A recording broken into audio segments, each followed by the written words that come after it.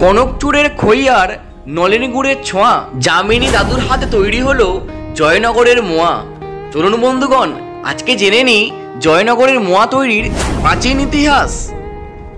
ইতিহাস অনুসারে জনৈক যামিনী বুড়ো তার বাড়ির একটি অনুষ্ঠানে নিজের ক্ষেত থেকে উৎপাদিত কনকচুর ধানের খই ও নলেন গুড় দিয়ে মোয়া প্রস্তুত করে পরিবেশন করে সবাইকে।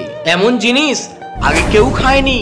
খাওয়ার পর ধন্য ধন্য পড়ে গেল চারিদিক। পরে জন্ম নিল মোয়া। কিন্তু দুই বন্ধু পূর্ণচন্দ্র ঘোষ ও নিত্যগোপাল সরকার ওরফে বুচকি সাপ্তাহিক মোয়া বিক্রি শুরু করেন, যা পরে জয়নগরের মোয়া নামে পরিচিত হলো। হেমন্ত শেষ হতে না হতেই মোয়া তৈরির মরশুম শুরু হয়ে যায় জয়নগরের মজিলপুর বহুরুর বিস্তীর্ণ অঞ্চলে। অসংখ্য পরিবারের সারা বছরের রোজগার এই